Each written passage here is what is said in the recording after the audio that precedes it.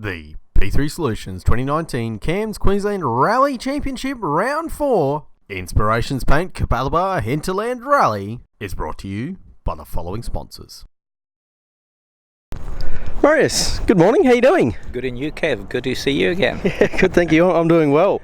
So tell me, you're obviously title sponsor for this event. So tell me a little bit about the event. I know that's been run for a number of years. At one point it was the International Rally of Queensland, I believe.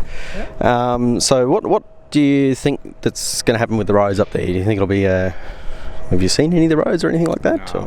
No, I haven't seen anything. I've just heard that there's been a lot of logging in the forest, so areas that traditionally would be forested when driving through is going to look totally different. It'll be clear and the guys will be able to see the big drop-offs, which you normally can't. First time I did that event, I think, was in 2008, and I've been doing it for a fair number of years. It's like any of our rallies, a limited number of roads that can be run in a specific area. So they normally just combine different sections, nothing really new or anything like that, but beautiful roads and lovely area to rally in. That's fantastic. And I've actually had the pleasure of doing a recce up there, so I know what it's sort of going to look like. From your perspective of a driver, I want to touch on the forested bits. Does that, when I speak to a lot of drivers, they sort of watch the tree line. So losing that coming into like a heavily deforested area, does that actually throw you off as a driver, or does it have any effect on you? I don't think it really does, because you can now see more clearly where the road is going, whereas in the past, you can follow tree lines, but it can be very deceptive. There can be a break in the trees as well, which you think that's where the road's going, and it's just a clearing in the forest. So I don't think it's a major issue. The big thing is probably for co-drivers that can now see how far they can fall, whereas in the past it wasn't possible. Okay, fantastic. And tell me a little bit about the town of Imbil. Is it sort of a town that sort of comes out for this rally, or what's the sort of nature of this event? Look, Imbil supports the event incredibly, like all of the regional towns do, because they know the amount of business that it brings into the area. So they're very pro this event. But unfortunately, because again it's a little bit far out, there's not a massive amount of spectators coming out. It's the normal rally followers and the rally faithful that come out and spectate.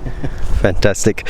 And with the service park, I know that it's traditionally done at the showgrounds. Is there any sort of is there any sort of nearby accommodation? Is there any sort of nice restaurants or little cafes to go to, or that sort of stuff? Yeah. Look, the town centre is quite well known for the Rattler. Really having some good fare, the local pub. The guys all know that the accommodation is limited in the area, but there are some very, very nice units and especially the river cottages. There's a lot of people that rent houses out in that area, so they all know the area, and because we've been going there for so long, it's normally booked out well in advance. The guys that know where they want to stay and where they want to go. All right, fantastic. And now I noticed as well that there's actually night stages running this year. Is this a first year that we've done night stages in a while at Imbil, or what's the nature of this event normally? No. It's traditionally there are night stages there. That was the event last year where Al and I on the night stage had the big scary moment in Kandanga where we came over a jump and lost some air and did probably a 360 or a 4 something in the thing, and we just managed to get out without any issues. But traditionally the night stages have run, so when that happens, obviously it's the advantage to the first car running, because dust is always an issue. Although they normally make the dust gap bigger, it still remains an issue for the cars following. So on the night stage, the first car gets a major advantage. And do they normally get the cars about 3 minutes, 4 minutes, 5 minutes? I think normally it's extended from 2 minutes, which is normally run in daytime, to a 3-minute gap at night time. But as I said, maybe now that it's been deforested, those areas, the dust won't hang around as much, but it tends to still be dusty. Especially it's very dry, so there's going to be a lot of dust around. All right, fantastic.